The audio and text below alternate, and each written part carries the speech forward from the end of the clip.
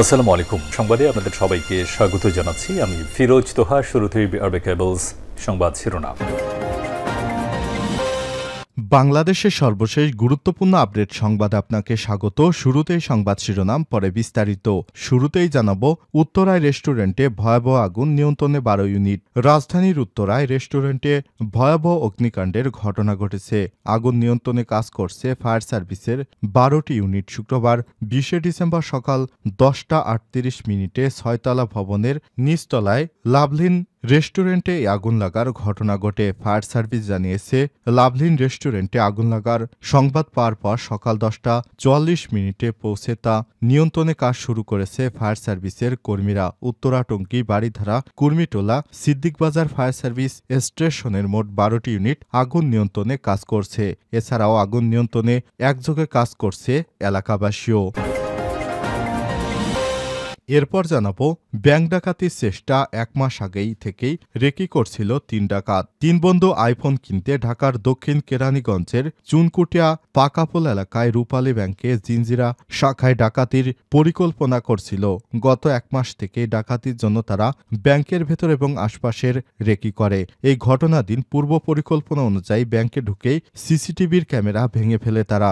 এছাড়াও নষ্ট করে দেয় হার্ডডিস্ক। শুক্রবার 20 ডিসেম্বর সকালে সাংবাদিকদের এসব কথা জানান দক্ষিণ কেরানীগঞ্জ থানার ভারপ্রাপ্ত কর্মকর্তা মাজহারুল ইসলাম। তিনি বলেন, ডাকাতির ঘটনায় মামলা করা হয়েছে। এছাড়াও এই ঘটনার নেপথ্যে কেউ আছে কিনা তা জানতে 3 আসামিকে রিমান্ডের আবেদন করে আদালতে তোলা হবে। জানাবো, আল আজহার বিশ্ববিদ্যালয়ে ভাষণ দিলেন অধ্যাপক ড মোহাম্মদ ইউনুস। প্রধান উপদেষ্টা অধ্যাপক ড মোহাম্মদ ইউনুস গতরাতে মিশরের কায়রোর আল আজহার বিশ্ববিদ্যালয়ে ভাষণ দিয়েছেন। আজ ঢাকায় প্রাপ্ত এক বার্তায় সব কথা জানানো হয়েছে। আল আজহার বিশ্ববিদ্যালয়ের প্রেসিডেন্ট প্রফেসর ড সালামা দাউদ বিশ্ববিদ্যালয়ের ক্যাম্পাসে অধ্যাপক ড মোহাম্মদ ইউনুসকে স্বাগত জানান। জানাবো, পূর্বাচলে সড়ক দুর্ঘটনায় বুয়েট ছাত্র নিহত। নারায়ণগঞ্জের রূপগঞ্জের পূর্বাচলের 300 ফিট এলাকায় সড়ক দুর্ঘটনায় মোতাসিম মাসুদ নামে এক বুয়েটের ছাত্র নিহত হয়েছে। এ সময় আহত হয়েছে ওই মোটরসাইকেলে থাকা আরও 2 জন। বৃহস্পতিবার দিবাগত রাত 3টার দিকে এই ঘটনা ঘটে। পুলিশ জানায়, একটি মোটরসাইকেলকে ধাক্কা দিয়ে একটি প্রাইভেট কার। এই ঘটনায় ওই বুয়েট ছাত্র নিহত হয়েছেন এবং তার বন্ধু 2 জন আহত হয়েছেন। তাদের উদ্ধার করে হাসপাতালে ভর্তি করা হয়েছে। জানা গেছে, জব্দ করা গাড়িটি এক সেনা কর্মকর্তার মালিকানাধীন। এদিকে সাবেক এমপি আনারের খণ্ডবিখণ্ড দেহাংশের সঙ্গে মিলেছে মেয়ের ডিএনএ। কলকাতায় নিহত বাংলাদেশের সাবেক সংসদ সদস্য আনারুল আজিম আনারের খণ্ড দেহাংশের সঙ্গে তার মেয়ে মুমতারিন ফেরদৌস ডরিনের ডিএনএ মিলেছে। পশ্চিমবঙ্গের সিআইডি সূত্র থেকে জানা গেছে, ভারতের সেন্ট্রাল ফরেন্সিক সায়েন্স ল্যাবরেটরিতে 2টি নমুনায় পাঠানো হয়েছিল। সেই 2টির ডিএনএ মিলে গেছে। তাহলে ওই লাশটি আওয়ামী লীগের এমপি আনারের। এবং সর্বশেষ জানাবো, একই স্থান থেকে ভারতের 11 ভারতীয়র লাশ উদ্ধার। ককেশাস পর্বতমালার দক্ষিণের শহর জর্জিয়ার গোদাউরি স্কি করার জন্য বিখ্যাত সেই রিসোর্টের একটি ইন্ডিয়ান খাবারের রেস্টুরেন্টে কাজ করতেন কিছু ভারতীয় নাগরিক। সেই রিসোর্ট থেকে 11 জন ভারতীয়র লাশ উদ্ধার করা হয়েছে। সেখান থেকে জর্জিয়ার এক নাগরিকের লাশও পাওয়া যায়। লাশ উদ্ধারের ঘটনায় জর্জিয়ান পুলিশ তদন্ত শুরু করেছে। প্রিয় দর্শক, এতক্ষণ শুনছিলেন সংবাদ শিরোনাম, এবারে বিস্তারিত। তবে তার আগে বন্ধুরা, অনুরোধ থাকবে এই সংবাদটিতে একটি লাইক দিন। এই চ্যানেলে আপনি নতুন হয়ে থাকলে আমাদের সংবাদটি দেখতে দেখতে চ্যানেলটি সাবস্ক্রাইব করে রাখুন। কমেন্ট করে আপনার মূল্যবান মতামত জানিয়ে দিন, যাতে করে বন্ধুরা আমাদের পরবর্তী লেটেস্ট আপডেট সংবাদগুলো সবার আগে আপনার কাছে পৌঁছে যায়। এবারে বিস্তারিত। উত্তরায় রেস্টুরেন্টে ভয়াবহ আগুন, নিয়ন্ত্রণে 12 ইউনিট। রাজধানীর উত্তরায় রেস্টুরেন্টে ভয়াবহ অগ্নিকাণ্ডের ঘটনা ঘটেছে। আগুন নিয়ন্ত্রণে কাজ করছে ফায়ার সার্ভিসের 12টি ইউনিট। শুক্রবার 20 ডিসেম্বর সকাল 10:38 লাভলিন রেস্টুরেন্টে এই অগ্নিকাণ্ডের ঘটনা ঘটে। ফায়ার সার্ভিস জানিয়েছে, লাভলিন রেস্টুরেন্টে আগুন লাগার সংবাদ পাওয়ার পর সকাল 10:44 পৌঁছে তা নিয়ন্ত্রণে কাজ শুরু করেছে তারা। উত্তরাটঙ্কি, বাড়িধারা, কুর্মিটোলা, সিদ্দিকবাজার ফায়ার স্টেশনে মোট 12টি ইউনিট আগুন নিয়ন্ত্রণে কাজ করছে।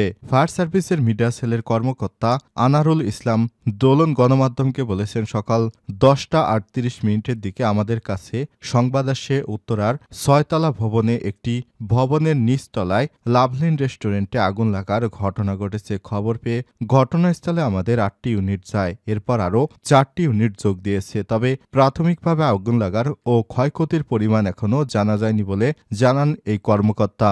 এ ব্যাপারে ফায়ার সার্ভিসের পাশাপাশি স্থানীয় এলাকার মানুষজনও আগুন নেভানোর ব্যাপারে কাজ করছে। তারা একত্রে সবাই মিলেমিশে আগুন নেভাতে কাজ করছে। ব্যাংক ডাকাতির চেষ্টা 1 মাস আগেই থেকেই রেকি করছিলেন 3 ডাকাত। 3 বন্ধু আইফোন কিনতে ঢাকার দক্ষিণ কেরানীগঞ্জের চুনকুটিয়া পাকাভোল এলাকায় রূপালী ব্যাংকের জিঞ্জিরা শাখায় ডাকাতির পরিকল্পনা করছিল। গত 1 মাস থেকেই ডাকাতির জন্য তারা ব্যাংকের ভেতর এবং আশপাশে রেকি করে ঘটনার দিন পূর্ব পরিকল্পনা অনুযায়ী ব্যাংকে ঢুকেই সিসি ক্যামেরা ভেঙে ফেলে তারা, এছাড়াও নষ্ট করে দেয় হার্ড ডিস্ক। শুক্রবার 20 ডিসেম্বর সকালে সাংবাদিকদের এসব কথা বলেন দক্ষিণ কেরানীগঞ্জ থানার ভারপ্রাপ্ত কর্মকর্তা ওসি মাজহারুল ইসলাম। তিনি বলেন, ডাকাতির ঘটনায় মামলা করা হয়েছে। এছাড়া এই ঘটনা নেপথ্যে কেউ আছে কিনা তা জানতে 3 আসামিকে রিমান্ডে আদালতে তোলা হবে। বৃহস্পতিবার 19 ডিসেম্বর বেলা 2টার দিকে ডাকাত দল ব্যাংকটিতে ঢুকে পড়ে। খবর পেয়ে সেনাবাহিনী, পুলিশ, র্যাবসহ আইনশৃঙ্খলা রক্ষাকারী বাহিনীর সদস্যরা ঘটনাস্থলে যান। তাদের অভিযানের এক পর্যায়ে আত্মসমর্পণ করেন 3 ডাকাত। আত্মসমর্পণকারীরা হলেন মোহাম্মদ লিটন মোল্লা 22, মোহাম্মদ আরাফাত 16 ও সিপাত 22। 3 জনই স্থানীয় বাসিন্দা। নীরবের কাছে পাওয়া ড্রাইভিং লাইসেন্স থেকে জানা যায় তার নিজ জেলা গোপালগঞ্জের কাশিয়ানী থানায়। ডাকাতির চেষ্টার ঘটনা নিয়ে বৃহস্পতিবার রাত 8টার দিকে কেরানীগঞ্জ মডেল থানার সভাকক্ষে সংবাদ সম্মেলন করেন জেলা পুলিশ সুপার এসপি আহমদ মুঈদ। তিনি বলেছেন, বৃহস্পতিবার বেলা 2টার দিকে দক্ষিণ কেরানীগঞ্জের চুনকুটিয়া পাকাপুল এলাকায় রূপালী ব্যাংক পিএলসির জিঞ্জিরা শাখায় কিছু দুষ্কৃতকারীরা প্রবেশ করে ভিডিও গেম ও মুভি দেখে অ্যাডভেঞ্চার হিসেবে ব্যাংকে ডাকাতির চেষ্টা করেন 3 কিশোর। এক পর্যায়ে তারা ব্যাংকে কর্মরত 10 কর্মকর্তা ও 6 গ্রাহককে অস্ত্রের মুখে জিম্মি করে ফেলে। পরবর্তী সময় তারা ব্যাংকের কাউন্টার থেকে নগদ 18 লক্ষ টাকা লুটপাট করে। একই সঙ্গে আরও 3 লাখ টাকা 3 জনের প্যান্টের পকেটে রাখেন।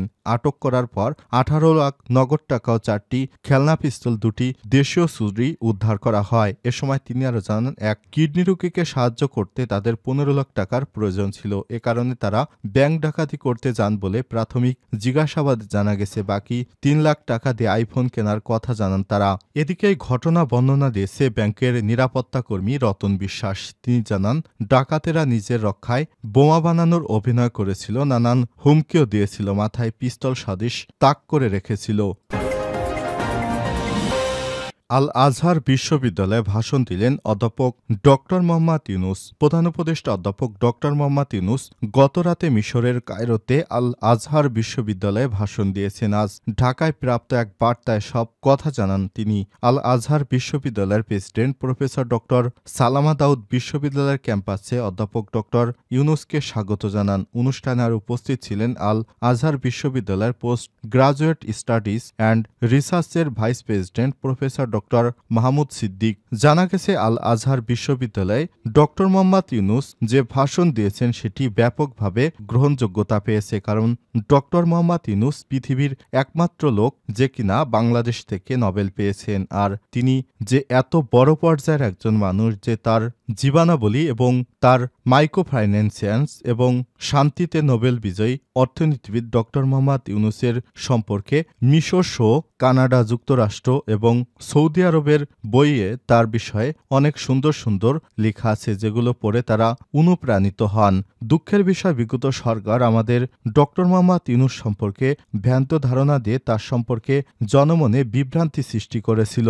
কিন্তু শেষ পর্যন্ত ডক্টর মোহাম্মদ ইউনুসই বাংলাদেশের প্রধান নির্বাচিত হলেন।